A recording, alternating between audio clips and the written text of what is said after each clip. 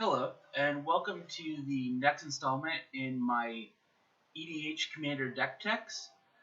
Today I had a request to do a deck tech for Savra, Queen of the Golgari. I have not done a Golgari deck, so this would be my first one. I tend to be an Esper player mostly, or somewhere within that color play. But before we get into the deck, if you please like, comment, and subscribe to my YouTube channel and the video. Also make sure to follow me on twitch.tv/_moonbeam and on Twitter and Instagram at Jarvis_moonbeam.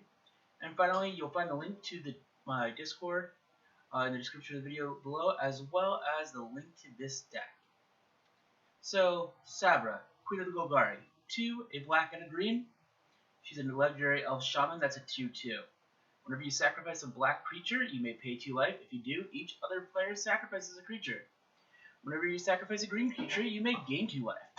So, because of these two things, I leaned heavily into 2 ways. 1, sacrificing creatures, and 2, life gain. Really tied into both Golgari and where Witherbloom has gone with Strixhaven. So, first part of it is the sack outlets. We have Viserys here. 1-drop, 1/1 that you sacrifice as a creature, scry 1. Sakura Tribe Outer, not really a sack outlet, but for 1 and a green, it's a 1/1 that you can sacrifice him to search your library for a basic land card. Plaguecrafter, 2 and a black. When it enters the battlefield, each player sacrifices a creature or planeswalker. Each player who can't discards a card. He's a 3/2. Quagmire Druid, 2 and a black. It's a zombie druid that's a 2/2.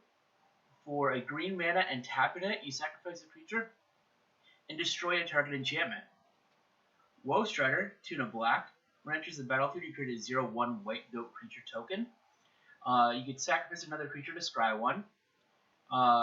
You can escape it from your graveyard. It's 3 and 2 black. You exile other cards from your graveyard.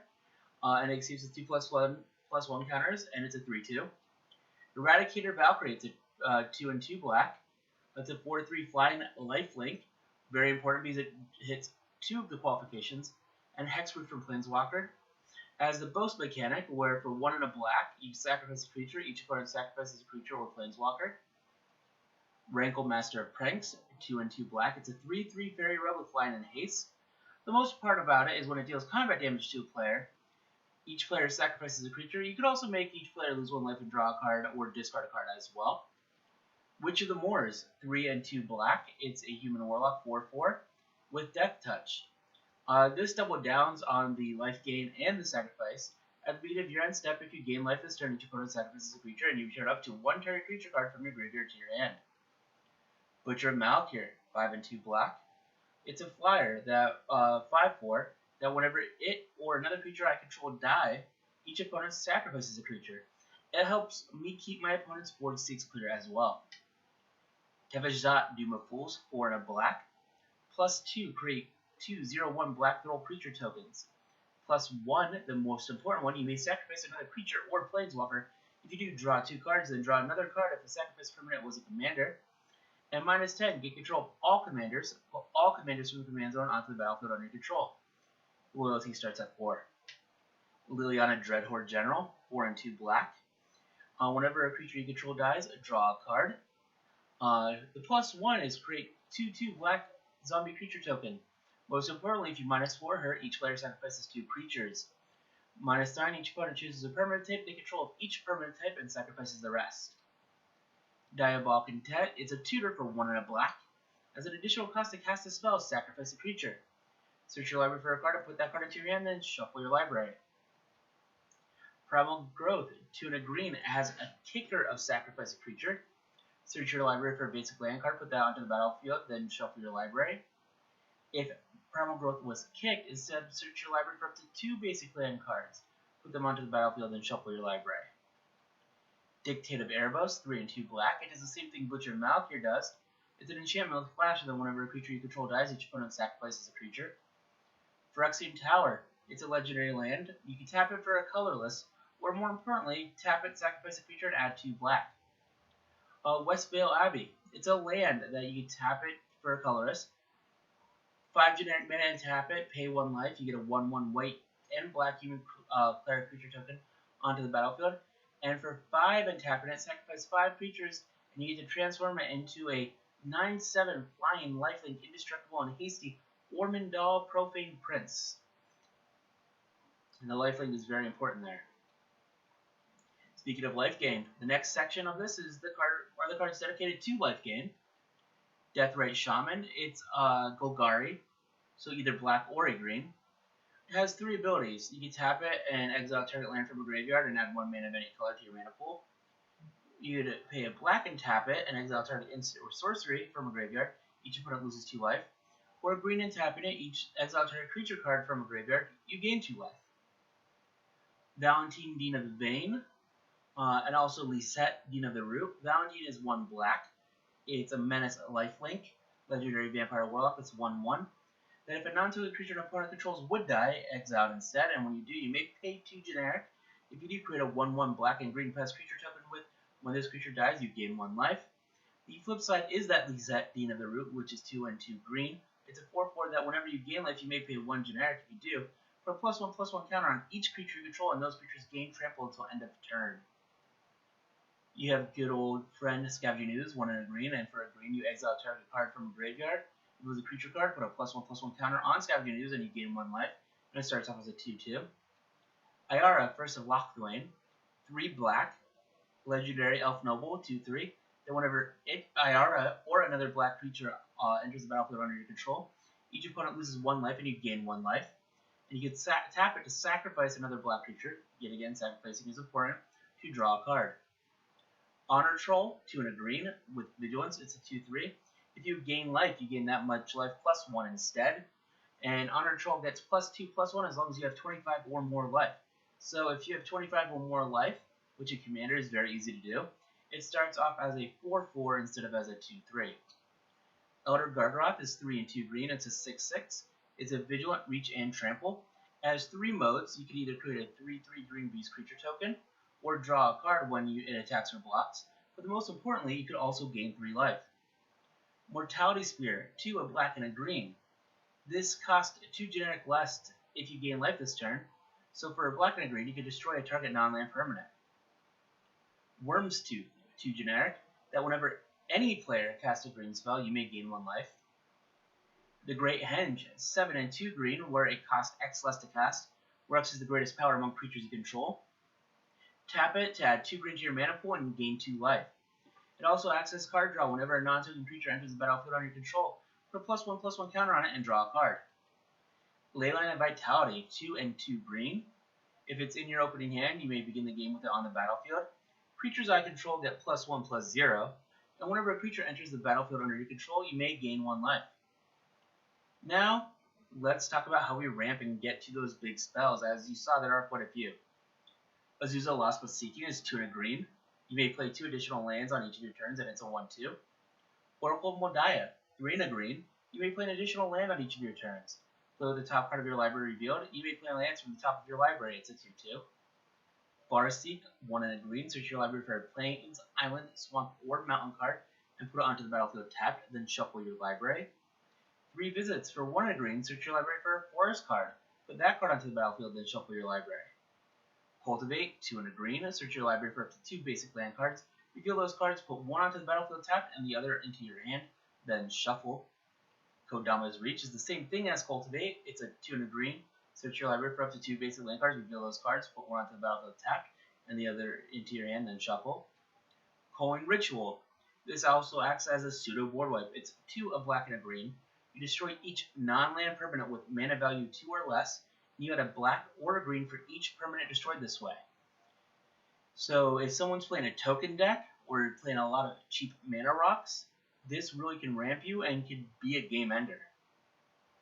Soul Ring, 1 generic mana to add 2 mana. Arcade Signet, 2 generic to add 1 mana of any color in your commander's color identity. Belwar Stone, 2 generic to add, you can tap it to add mana. 1 mana to your mana pool of any color that a land your opponent controls could produce. Talisman of Resilience, 2 generic. Tap it for a colorless, or tap it for a black or green, and it deals 1 damage to you.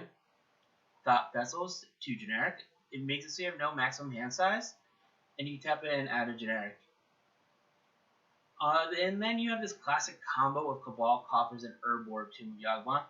Urborg makes all of your land, makes everyone's lands swamps, and Cabal Coffers makes it that you pay 2 and adds black mana to your mana pool for each swamp you control. Now there are different forms of interaction and other value that this deck has that didn't fit into any of the previous categories. First is Dark Confident, 1 and a black. At the beginning of your upkeep, reveal the top part of your library, put the card into your hand. You lose life equal to its converted mana cost. It's a 2/1. Sir Connor the Grim, 3 and 2 black. Whenever another creature dies or is put into the graveyard from anywhere, or a creature card leaves your graveyard, Sir Connor deals 1 damage to each opponent. For 1 and a black, each player mills a card, and it's a 5/4. I include this in almost all of my mono black decks or black decks in general because that incidental 1 damage is a big difference maker. Plus, he's my boy. Favorite commander, for sure. Beledros Witherbloom, 5 a black and a green. Elder Dragon, 4/4 with flying. At the beginning of each upkeep, create a 1/1 black and green pest creature token with when this creature dies, you gain 1 life. Most importantly, the activated ability of pay 10 life and untap all lands you control. You'd only activate it once each turn. Reclaim, a single green. Put target card from your graveyard on top of your library. Veil of Summer, a single green. Draw a card if an opponent has cast a blue or black spell this turn. Spells you control can't be countered this turn. You improvements you control gain hexproof from blue and from black until end of turn. Assassin's Trophy, a black and a green. Destroy target permanent opponent controls. This controller may search their library for a basic land card, put it onto the battlefield, then shuffle their library. Rush Rebirth, a black and a green. Choose target creature. When that creature dies this turn, search your library for a creature card with lesser mana value, put it onto the battlefield, tapped, then shuffle. Beast Within, 2 and a green. It's an instant where you destroy target permanent. Its controller creates a 3/3 green beast creature token. Crossing Grip for 2 and a green with split second. Destroy target artifact or enchantment. Toxic Deluge, 2 and a green. As an additional cost to cast a spell, pay X life. All creatures get -X until end of turn. Damnation, 2 and 2 black. Destroy all creatures that can't be regenerated. Force of Vigor, 2 and 2 green. And if it's not your turn, you may exile a green card from your hand rather than pay the mana cost.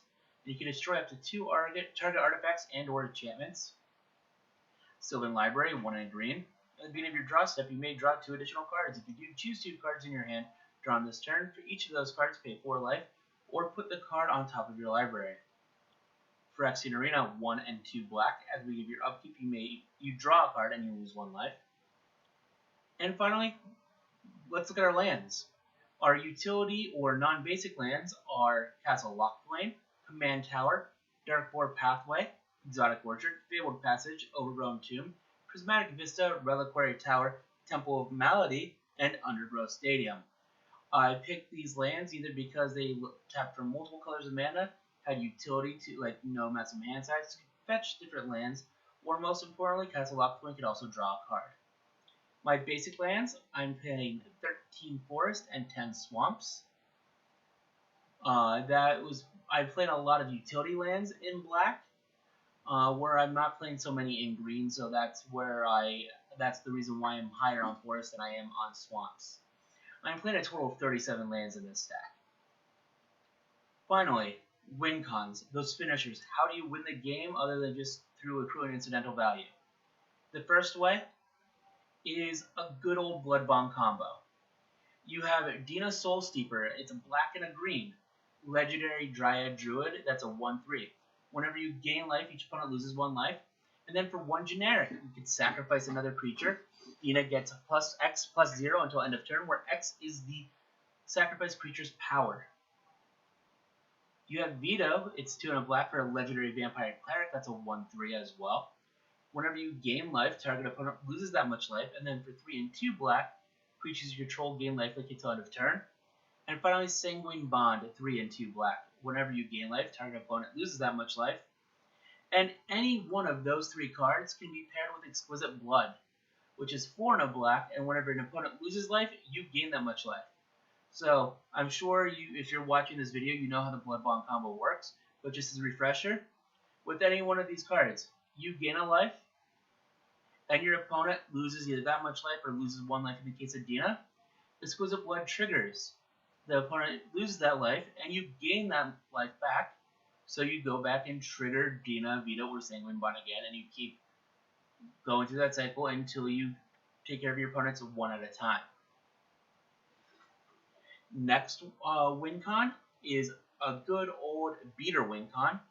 You cast Finale of Devastation for X equals 10 is really where you want to be, so all your creatures get haste. But X equals 8, as long as your creatures were on the battlefield at the beginning of the turn, isn't too bad either. For Finale of Devastation, X and 2 green, search your library and or graveyard for a creature card with CMC X or less and put it onto the battlefield. If you searched your library this way, shuffle it. If X is 10 or more, creatures you control get +X and gain haste until end of turn. When you tutor that for 8 or tutor it for 10, whatever, you go get Craterhoof Behemoth. Craterhoof is 5 and 3 green, has haste. When it enters the battlefield, creatures you control gain trample and +X until end of turn, where X is the number of creatures you control. This is a big finisher where you just swing out and destroy everyone's boards. And then you have this other combo that I'm sure has been quite popular. It is Witherbloom Apprentice for a black and a green. It's a human druid that's a 2/2 that's Magecraft. Whenever you cast or copy an instant or sorcery spell, each opponent loses 1 life and you gain 1 life. Then you also have Professor Onyx, which is 4 and 2 black. Also has Magecraft, but instead of 1 life, each opponent loses 2 and you gain 2. Her other abilities are a +1 to lose 1 life and look at the top 3 cards of your library. Put 1 into your hand and the rest into your graveyard. Her -3 is each opponent sacrifices a creature with the greatest power among creatures that player controls. And -8 is each opponent may discard a card. If they don't, they lose 3 life and play this process 6 more times. Both of these cards interact with Chain of Smog in the same exact way. Chain of Smog is a 1 and a black sorcery that target player discards 2 cards from his or her hand. That player may copy the spell and may choose a new target for that copy.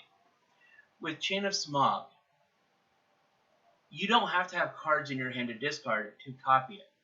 So you cast Chain of Smog, targeting yourself, trigger Witherbloom Apprentice, copy it, targeting yourself, trigger Professor Onyx, and keep doing that over and over again until you drain all your opponents, and you're draining all of your opponents equally at the same time. But that's where this deck tech ends.